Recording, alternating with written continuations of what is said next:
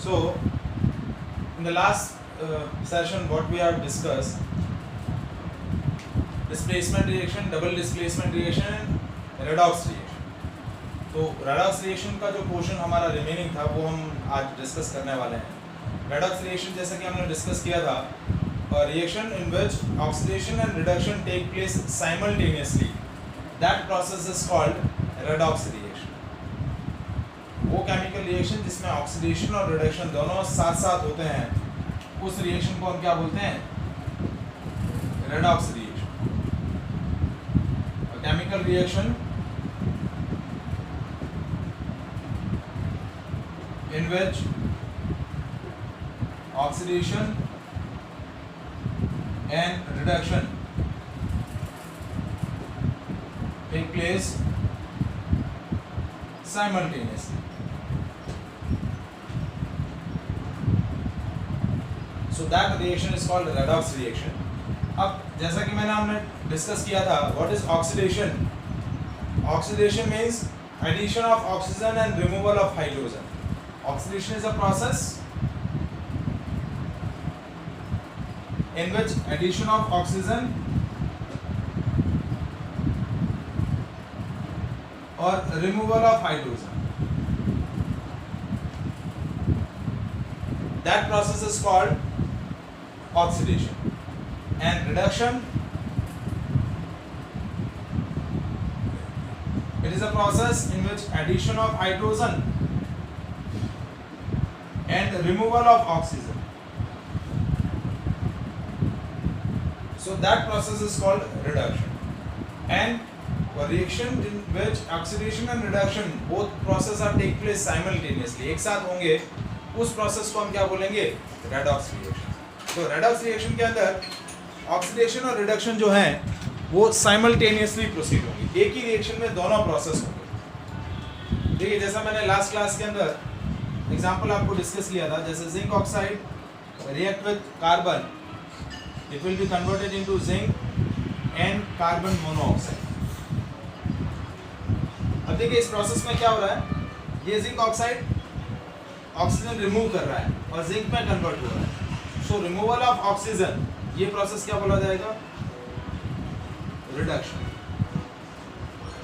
और दूसरा जो सब्सटेंस है कार्बन, वो ऑक्सीजन एक्सेप्ट करके कार्बन मोनोऑक्साइड में कन्वर्ट हो रहा है.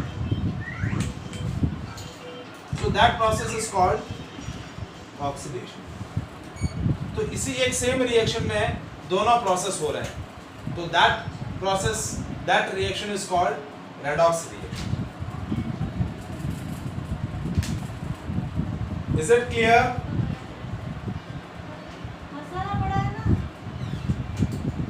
ठीक है. I'm taking one more example on the redox reaction. देखिए, MnO2 plus twice of HCl is converted into MnCl2 plus Cl2 plus H2O.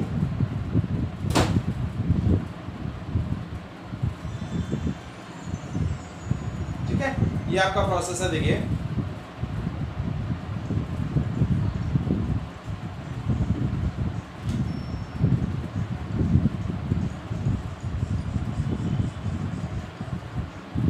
MnO2 plus 4HCl is converted into MnCl2 plus Cl2 plus H2O. तो ये process को balance करना है, ये 2H2O हो गया, ये 2Cl2 तो 4 है, मैग्नीज 1. तो ये आपका प्रोसेस है. तो अब देखिए इस प्रोसेस के अंदर आपको क्या बताना है? ऑक्सीडेशन और reduction process. Which one is a oxidation process and which one is a reduction process. तो देखिए यहाँ HCl से क्या फॉर्म हो रहा है? क्लोरीन. इस सब्सटेंस से इस सब्सटेंस से क्या हुआ? हाइड्रोजन रिमूव हुआ है और वो किसमें कन्वर्ट हुआ है? क्लोरीन के अंदर. तो removal of hydrogen is called oxidation. तो ये प्रोसेस हो गया आपका ऑक्सीडेशन. और इस सब्सटेंस में से क्या हुआ? ऑक्सीजन रिमूव हुई. ठीक है, तो ये प्रोसेस क्या हो जाएगा? Removal of oxygen is reduction, removal of hydrogen is oxidation. तो ये आपका क्या हो गया, this overall process is called redox reaction.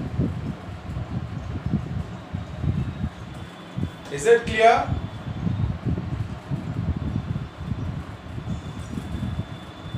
समझ में आया सब लोगों को?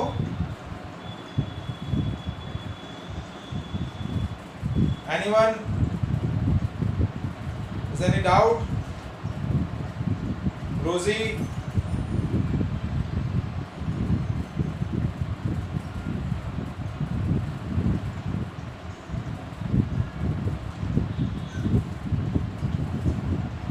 Now, on the basis of this redox process, we just identify 4 other substances related to this process. 4 substances हमें identify करने हैं. First is oxidized and reduced substance and oxidizing and reducing agent.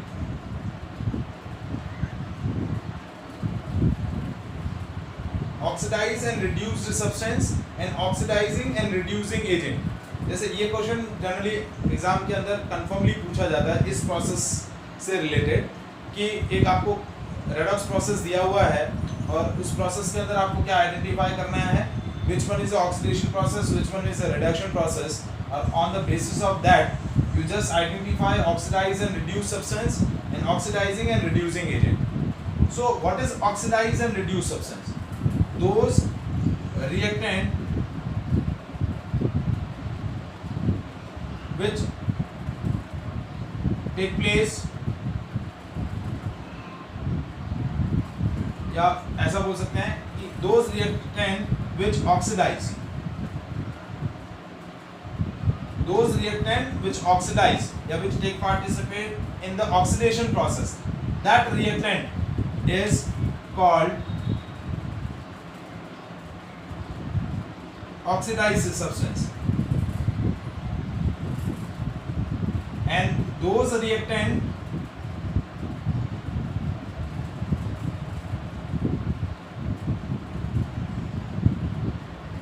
which reduced is called reducing substance.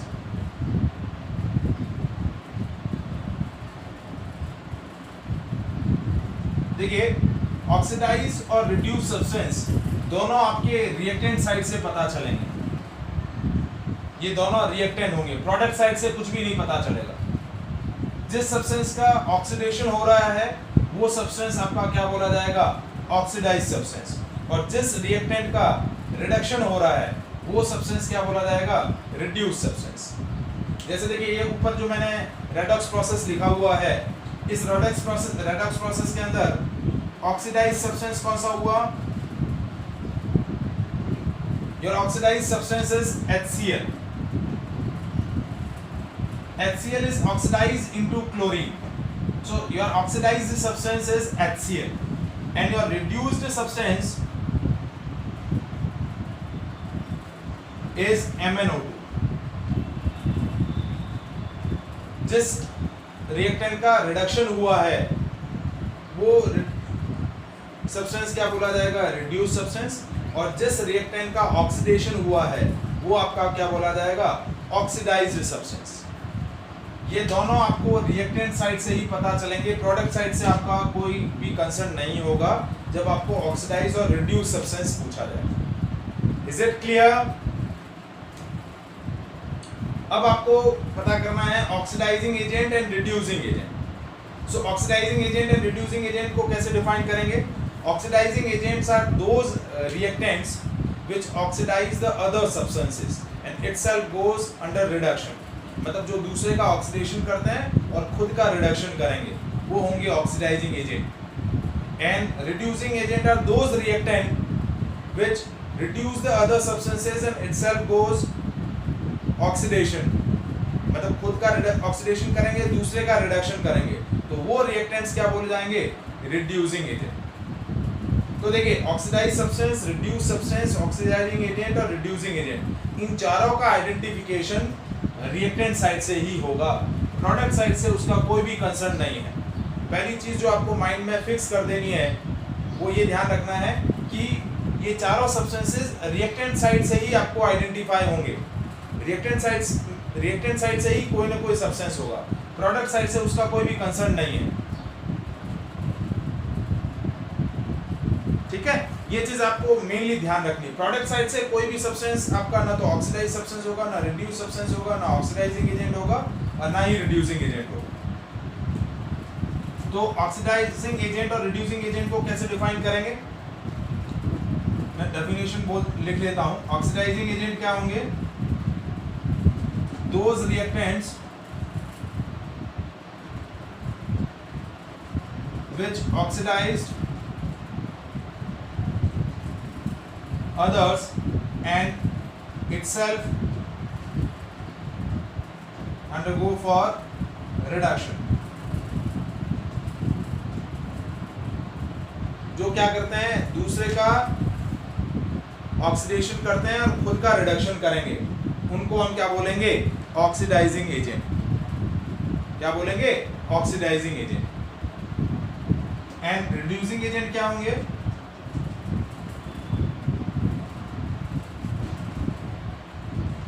Those reactants which reduces others and itself undergoes for oxidation। खुद का oxidation करेंगे लेकिन दूसरे का reduction करेंगे, तो वो बोले जाएंगे रिड्यूसिंग एजेंट। अब ऑक्सीडाइजिंग एजेंट और रिड्यूसिंग एजेंट भी हमेशा रिएक्टेंट साइड से ही पता चलेंगे। तो देखिए जो आपका रिड्यूस सब्सटेंस है, वो आपका ऑक्सीडाइजिंग एजेंट हो जाएगा, और जो आपका ऑक्सीडाइज सब्सटेंस है वो रिड्यूसिंग एजेंट हो जाएगा, इंटरचेंज हो जाएंगे। तो देखिए ये MnO2 क्या है, आपका रिड्यूस सब्सटेंस। MnO2 क्या है, रिड्यूस सब्सटेंस। डेफिनेशन इरेज कर दूं,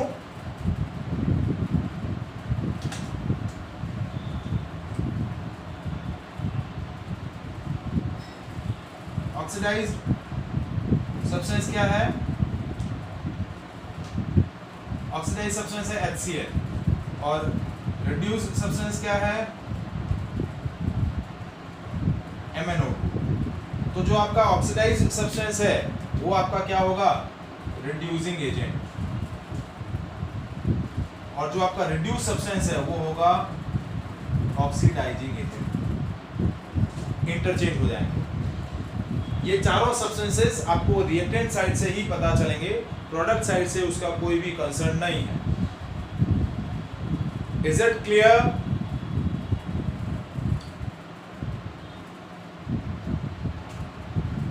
किसी को इस पोर्शन में कोई डाउट हो तो बताइए।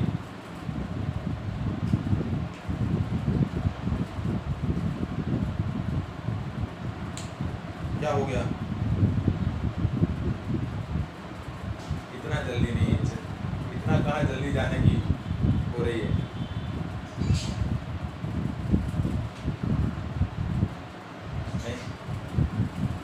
दो टॉपिक बाकी है, कोरोजन एंड रेंसिडिटी। एक और एग्जांपल इसके अंदर हम डिस्कस करते हैं, ठीक है।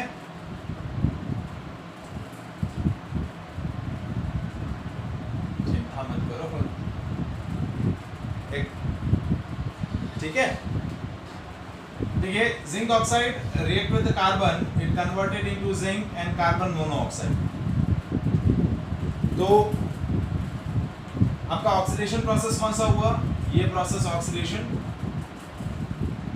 और ये प्रोसेस रिडक्शन, ठीक है। अब आपका ऑक्सीडाइज सब्सटेंस कौन सा होगा, जिसका ऑक्सीडेशन हुआ है, ऑक्सीडाइज सब्सटेंस होगा कार्बन, और रिड्यूस सब्सटेंस कौन सा होगा, रिड्यूस सब्सटेंस होगा जिंक ऑक्साइड। ये दोनों रिएक्टेंट साइड से पता चलेगा। और जो आपका ऑक्सीडाइज सब्सटेंस है वो हो जाएगा रिड्यूसिंग एजेंट। और जो आपका रिड्यूस सब्सटेंस है वो हो जाएगा ऑक्सीडाइजिंग।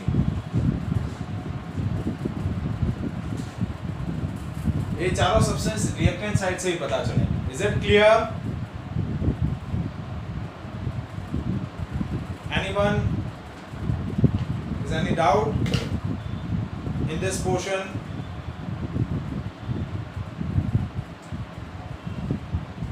रोजी के अलावा किसी का रिप्लाई नहीं है? नहीं है? ठीक है। आदिका, जीत, प्रीत,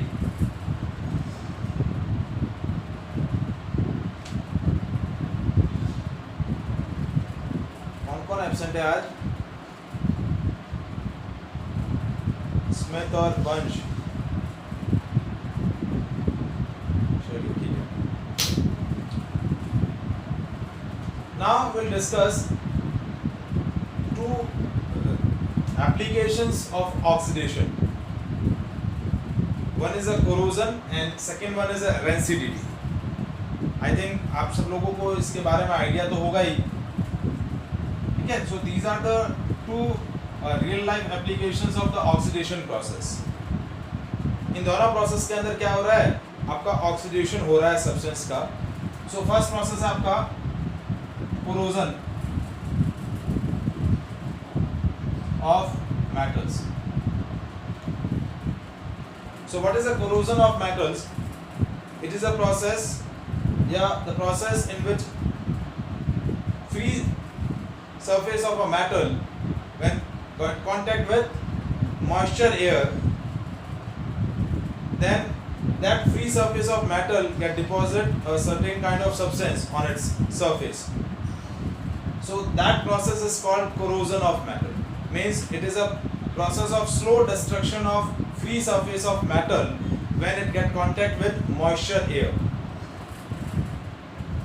It is a process of slow destruction of free surface of metal when it get contact with moisture air. जब भी metal की free surface moisture air के contact में आएगी तो metal की free surface जो है क्या होगी? combined state में convert हो जाएगी. Example is rusting of iron. जैसे ही आयरन क्या होगा? आयरन की जो सरफेस रफ है या इम्प्योर सरफेस है वो जैसे ही मॉइस्चर एयर के कांटेक्ट में आएगी क्या होगी? मॉइस्चर एयर के कांटेक्ट में आएगी, it will be converted या it will be deposit a reddish brown color on its surface. Iron की सरफेस पे क्या होगा? रेडिश ब्राउन कलर का एक सब्सटेंस डिपॉजिट हो जाएगा and that reddish brown substance is rust which is basically one of the oxide of iron. तो iron की फ्री सरफेस पर ये आयरन का ऑक्साइड डिपॉजिट हो जाएगा, तो जो आयरन आर्टिकल्स हैं वो क्या हो जाएंगे? रेडिश ब्राउन कलर के हो जाएंगे. So the rusting of iron is called corrosion. Similarly, जो आपके सिल्वर के ऑर्नामेंट्स होते हैं या सिल्वर के यूटेंसिल्स हैं तो they will be get blackened. जैसे वो मॉइस्चर एयर के कांटेक्ट में आएंगे तो थोड़े टाइम पे आप देखते हैं कि जो सिल्वर के ऑर्नामेंट्स होते हैं वो ब्लैक हो जाते हैं. किस वजह से होता है? क्योंकि सिल्वर के पर्टिकुलर कंपाउंड्स का सिल्वर कार्बोनेट का डिपोजिशन हो जाता है, तो इस वजह से वो क्या हो जाते हैं? ब्लैक कलर में कन्वर्ट हो जाते हैं. उसी तरीके से जो कॉपर्स के यूटेंसिल्स होते हैं उनकी सरफेसेस पर ग्रीन कलर का सब्सटेंस डिपॉजिट हो जाता है. So all these are the examples of corrosion of metal. The process of slow destruction of free surface of metal when it get contact with moisture air. जब भी corrosion का process होगा तो कौन कौन से सब्सटेंसेस अवेलेबल होंगे? एक तो मॉइस्चर एयर होगी, जितना एयर के अंदर मॉइस्चर ज़्यादा होगा उतना कोरोजन का प्रोसेस फास्टली होगा. दूसरा, एटमॉस्फेयर में जैसे ही CO2 का अमाउंट ज़्यादा होगा, जहाँ पर भी एटमॉस्फेयर में CO2 का अमाउंट ज़्यादा है वहाँ कोरोजन ऑफ मेटल ज़्यादा रहेगी. जितना मेटल रिएक्टिव होगा उतना कोरोजन का प्रोसेस क्या होगा? फास्ट होगा. And corrosion is basically corrosion of metal is simply a oxidation of metal. ये जो आयरन है वो आयरन के ऑक्साइड में कन्वर्ट हो जाएगा। सिल्वर है, silver is converted into silver oxide. इसी तरीके से copper, copper is converted into copper carbonate, copper oxide एक फॉर्मेट हो गया। तो वो अपने रिस्पेक्टिव ऑक्साइड्स में कन्वर्ट हो रहे हैं। सो that process is called corrosion of metal. So prevent the corrosion of metal, हम क्या प्रोसेस कर सकते हैं? सबसे बेस्ट जो कोरोजन को प्रिवेंट करने का तरीका है, पहला मेथड है कि मेटल की जो फ्री सरफेस है उसको आप क्या कर लें, पेंट कर लें या ऑयल कर लें या ग्रीसिंग कर लें। So on doing the painting और ऑयलिंग और greasing on the free surface of metal, it will be prevent from the corrosion. So that is the first method to prevent the metal from the corrosion. Second method है कि suppose हमें क्या करना है, iron को protect करना है corrosion से, आयरन के आर्टिकल्स को कोरोजन से प्रिवेंट करना है। तो we just put a zinc on the iron articles. Zinc paint और ऑयलिंग तो कर ही सकते हैं, लेकिन दूसरा तरीका क्या है कि we just coat zinc over the surface of iron. Iron की सरफेस पर क्या कर देते हैं, आयरन से ज़्यादा रिएक्टिव मेटल की कोटिंग कर देते हैं। क्या कर देते हैं? आयरन से ज़्यादा रिएक्टिव मेटल की कोटिंग कर देते हैं। और इसके लिए हम किसको यूज़ करते हैं? जिंक को यूज़ करते हैं। Zinc is more reactive than iron. तो आयरन का कोरोजन, आयरन आर्टिकल्स का कोरोजन नहीं होगा, उसके कंपैरिजन में उसके जगह किसका कोरोजन हो जाएगा? जिंक का कोरोजन हो जाएगा। तो हमारा मेटल जो है वो कोरोड होने से प्रिवेंट हो जाएगा।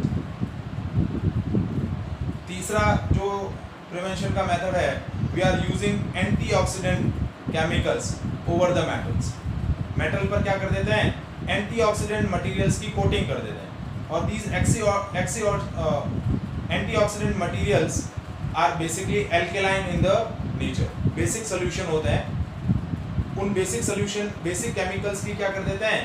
आर्टिकल्स पर कोटिंग कर देते हैं। तो वो एंटीऑक्सीडेंट मटेरियल होते हैं, तो वो मेटल का ऑक्सीडेशन होने से प्रिवेंट करते हैं मेटल को, तो आपका कोरोजन प्रिवेंट हो जाता है। और चौथा सबसे बेस्ट मेथड जो होता है वो होता है एलॉइंग। मेटल को दूसरे मेटल्स के साथ मिला करके उसका एलॉय बना देते हैं। जैसे पुराने टाइम में क्या होता था, आयरन के आर्टिकल्स यूज होते थे। आजकल किसके आर्टिकल्स यूज होते हैं? आजकल स्टील के यूटेंसिल्स यूज होते हैं। पहले घरों में क्या होते थे? आयरन के यूटेंसिल्स यूज होते थे, आजकल स्टील यूज होता है। तो steel is one of the alloy of iron. तो स्टील को कभी भी कोरोजन नहीं होता है, उसका कोरोजन कभी भी नहीं होता है, क्योंकि वो एलॉय है। कभी भी एलॉय का कोरोजन नहीं होता है। So these are the certain methods to prevent the metal from the corrosion. Is it clear?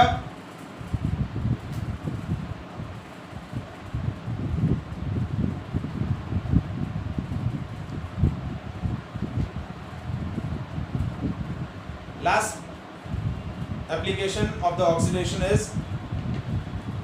rancidity. Rancidity क्या होता है? When the fat and oil get oxidized, then its taste and smell will be changed. जब भी आपका खाने की चीज़ों जैसे ऑयल है या फैट है उसका ऑक्सीडेशन होगा, तो उसकी वजह से क्या होता है, आपका जो फूड सब्सटेंस होता है उसका टेस्ट चेंज हो जाएगा, उसका स्मेल चेंज हो जाएगा। So that is called rancidity. So whenever fat और oil gets oxidized, it will change its taste and its smell. So that process is called rancidity. So it is also one of the oxidation process. तो oxidation process को prevent करने के लिए again हम यहाँ क्या करेंगे, किसी न किसी तरीके के एंटीऑक्सीडेंट सब्सटेंसेस फूड सब्सटेंसेस के अंदर ऐड करेंगे। जैसे सबसे पहला जो तरीका है to prevent the substance to be rancid होने से प्रिवेंट करने के लिए हम पहला तरीका क्या करेंगे, we cap them in air tight containers. क्या कर देंगे, उनको एयर टाइट कंटेनर्स के अंदर पैक कर देंगे,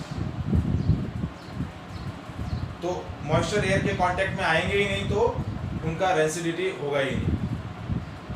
दूसरा, we are using certain natural antioxidants, जैसे कि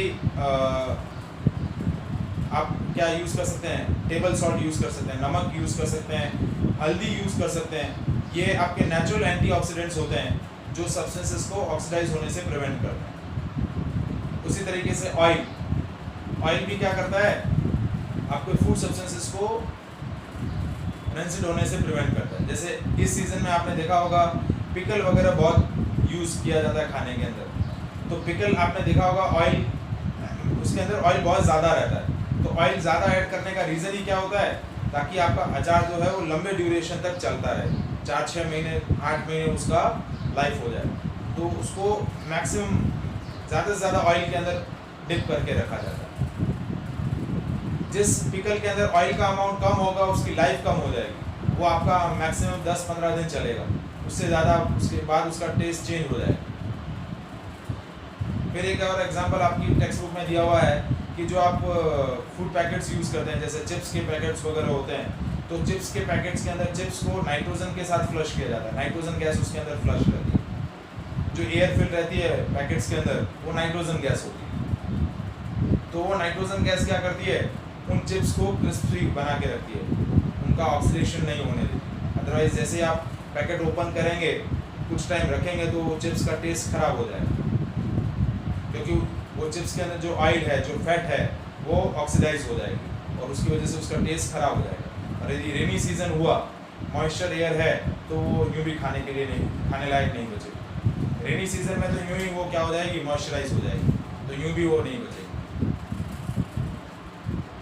हाँ, रेनी सीजन में नॉर्मल यदि आपका जैसा अभी विंटर का समर का सीजन है, यदि आपने चिप्स का पैकेट खोल दिया है तो और खोल के रख दिया है 2-4-5 दिन के लिए, तो 2-5 दिन के बाद वो खाने लायक नहीं बचेगी, उसका टेस्ट और स्मेल जो है वो चेंज हो जाता है। क्योंकि जो ऑयल उस चिप्स के अंदर होता है, वो ऑयल क्या हो जाता है, ऑक्सीडाइज हो जाता है। ऑयल और फैट जैसे ही ऑक्सीडाइज हो जाएंगे तो उसका टेस्ट और स्मेल जो है वो चेंज हो जाएगा।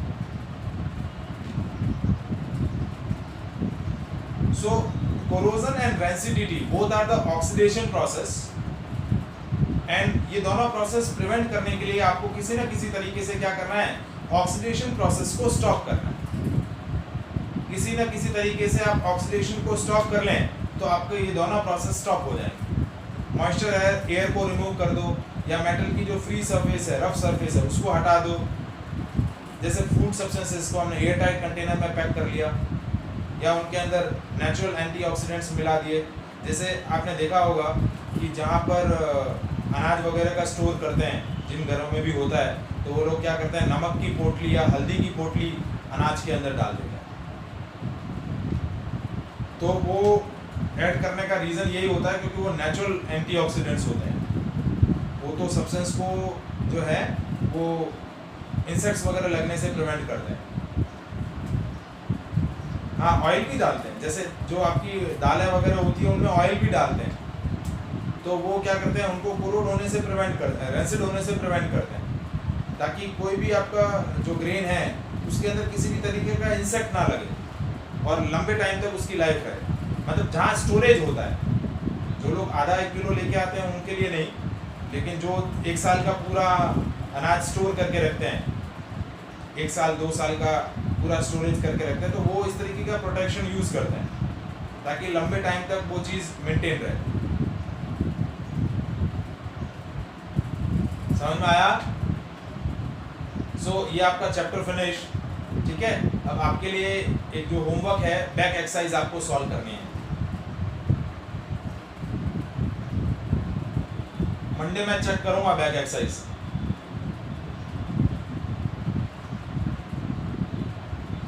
ठीक है, और 10 क्वेश्चन है, बहुत सारी क्या है, आधा 1 घंटे का टाइम, आधे पौने, अरे यार ठीक है, अरे ठीक है यार, 10 और 11 तो एक ही हुए।